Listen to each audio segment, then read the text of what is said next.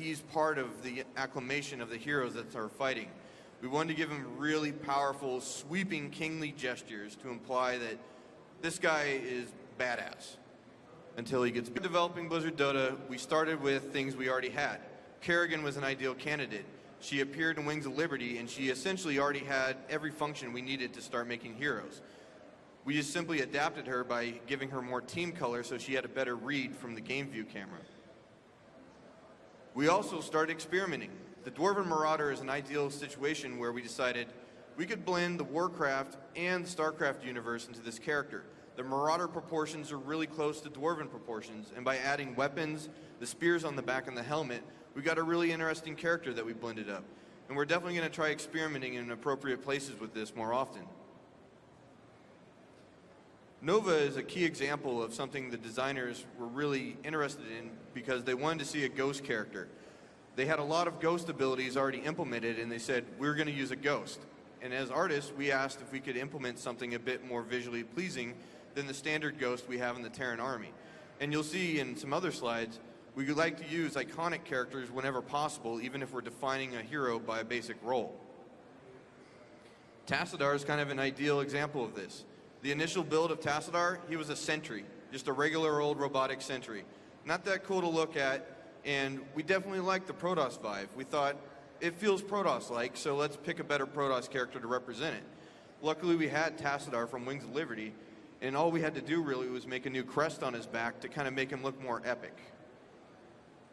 So now we have a new hero, Luthor. Luthor was another hero that design had established early on that they wanted a healing class. They really wanted a healing-centric character, and through discussions, it seemed like the Paladin kit would be fitting best for him, and it's kind of appropriate that the first Paladin character in the Warcraft lore is also the first Paladin in StarCraft DotA, representing the healing classes. Arthas, on the other hand, was a different story. Arthas is awesome. Like, let's just put him in the game. That's what we said, and they had no idea what they were going to do. There was no design agenda for a Death Knight, but the art was there, and the art had a lot of potential. So, in a kind of backwards fashion, the art came first, and then design decided to make some really cool Death Knight-centric abilities to make Arthas work. Thrall, once again, shifts over where they had a shaman character type. They said, we want to use Bloodlust, we want to use Totems, we want to use Lightning Shield. Naturally, we decided, let's use our most well-known shaman character, and we picked Thrall. When we picked Thrall, though, we already had a character that was an orc, the Blade Master. And so we decided to make Thrall a bit more distinct and change his silhouette by mounting him on a Cyberwolf. The Cyberwolf and Thrall initially were the same thing. Thrall was just mounted on a wolf. He didn't move faster. There was no gameplay functionality behind him being on a wolf. This was interesting. It's a different physical read. It's a different silhouette. It's unique. Unfortunately, what we discovered, and we learned this lesson a long time ago as well, and it came back, is that when you create a character on a mount, you have to scale it down. So the character on the mount has to have the same pathing footprint and take up the same area as a character on foot. The bummer is Thrall becomes very small. He doesn't look epic anymore. He doesn't look like a war chief. It doesn't feel like Thrall. Why should we use Thrall? We had this problem in Warcraft 3 as well. It essentially came back to haunt us, and we really had concerns about this. We wanted to look epic. So we discussed with the designers and voiced these concerns. We asked if the mount system could be better integrated into the game. They had already had things they were talking about with the boots, and they decided, well, maybe we can take boots out of the game, and we can make the mount an actual part of the game design.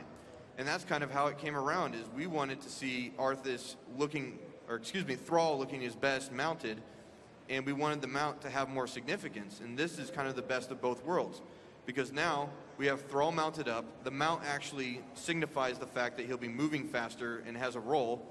And plus we can dismount Thrall, and he looks just as cool stomping around smashing heads.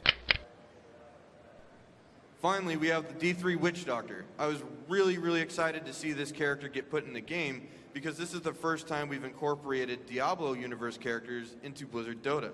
And this guy has a bit more of a subtle blending of universes. You can see he has a Troll Witch Doctor head as his familiar totem, as well as a Zergling skull on the back of his hip. We're really looking forward to mixing these universes more. There's a lot of potential here. It's going to be a lot of fun.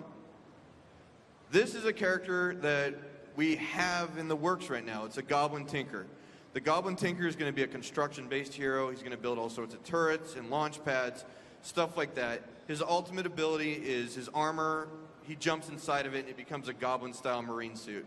It's going to be a lot of fun. We're basically making a Goblin SCV, and we'll see how it plays out.